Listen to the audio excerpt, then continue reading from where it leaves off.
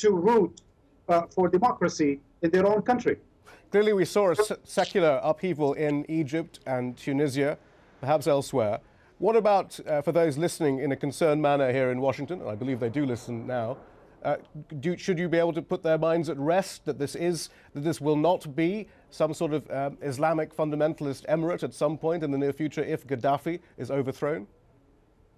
But what we know is if the West supports people's power in the Arab region, that this could eventually become a win-win situation whereby the Arab region will become a responsible partner in the world, whether it's Tunisia, Egypt, and so on and so forth. What we've seen from Tunisia, what we've seen from Egypt thus far, is simply an orderly, peaceful transition to something far brighter, far more enlightened than the previous dictators. Now, in Libya, it could be messier, but what we've seen thus far is that the violence has been used simply by the regime and by the thugs of the regime and by the mercenaries hired by the regime. So far, we don't know much about who's leading these popular uprisings, but again, as we've seen in Egypt and Tunisia, the existing oppositions of those countries have been so stagnant for so many years, domesticated by the rulers, that it took people from all walks of life to come out and demonstrate. And what Gaddafi said himself is that the first and the primary group taking part in these demonstrations are civil society, are the lawyers, the doctors, and so on and so forth, that are quite sick and tired of this dictatorship. Now, it's good to remind our viewers here in America and in the rest of the world that in those countries, in a place like Libya, an entire generation, more than 60% of the Libyans were born under the Gaddafi regime. They don't know anyone but Gaddafi. And today, listening to his son, basically taking after his father, same repetition, same long speeches, same audacity, with the same insulting to the minds of Libyans, it's quite extraordinary. But whether this is, as we've seen from Ben Ali in Tunis and Mubarak in Egypt, simply a last desperate attempt or something worse, only the next few days will show us that. Another element that may be different, though, is this idea of a tribal society. And of course, as has been mentioned already, there's immediately a quote, Orientalist view of what that might actually mean. What does that mean in practical terms in the 21st century? How might that affect changes that are happening right now in Libya?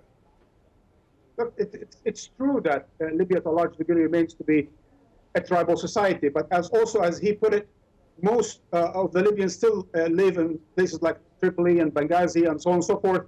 And Libyans, no thanks to Muammar Gaddafi, have tried in whatever possible ways to come together and simply stand against a dictator.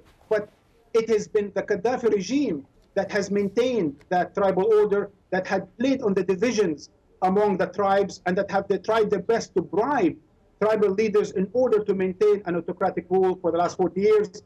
This situation of tribal bribing, of tribal division and rule cannot be maintained in Libya for the long term, and certainly cannot be maintained if Libya wants to become a responsible modern country, part of its region and part of this 21st century. So in a sense, there is no way out of this. Yes, it is tribal, but well, the region is tribal, and at the end of the day, the tribes, as we've seen in the last 24 hours, could come out against the regime and could disrupt oil if the regime creates or leads into a bloodbath in the country. And hence, what we've seen the last day or two is responsible calls from the tribal leaders to a leadership that proved to be violent and indifferent to its people.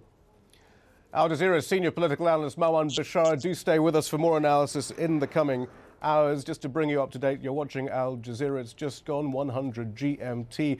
The latest on our developing story in Libya. The son of Libyan leader Muammar Gaddafi says his father will fight, quote, till the last minute, the last bullet, end quote. In a televised address, Saif al-Islam said Libya's army is backing his father in the battle against ongoing protests in the country, which he warned could spark a civil war. He promised that the General Popular Congress would meet on Monday to discuss reforms. Earlier, witnesses in the capital, Tripoli, told Al Jazeera that there have been clashes there between thousands of anti- and pro-government forces. In the eastern city of Benghazi, a doctor told Al Jazeera more than 300 people she thought had been killed. Tom Ackerman reports. These are the latest pictures from Tripoli, where violent clashes were reported to have broken out late Sunday in the central Green Square. Casualties keep mounting in Libya's major cities, where security forces have been reported firing relentlessly at anti-government demonstrators. International human rights groups say dozens of unarmed protesters have been killed, hundreds injured.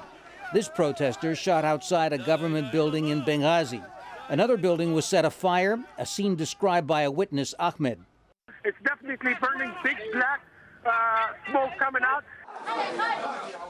Hospitals in Benghazi reported they have run out of supplies and doctors were unable to treat all the injured. This video, which cannot be independently verified, shows the body of what protesters say is one of the foreign soldiers the government has contracted to help put down the demonstrations. In a late-night telecast, Saif al-Gaddafi, son of the Libyan leader, said reports of the violence were exaggerated. He blamed the plot by Messianic Islamists, drug addicts, and separatist groups aided by foreign mercenaries for the uprising. Libya is not like Egypt. It consists of tribes and clans. Is not societies with parties and so on. Is parties and clans. Everyone knows their area. Everyone knows their duties and obligations. Then this could cause civil war. We may get to the civil war, back to the civil war of 1937. Gaddafi promised to convene a national assembly within 48 hours to start working on a new constitution. Earlier, Libyan state television broadcast pictures of Muammar Gaddafi walking among cheering women and children on Saturday night.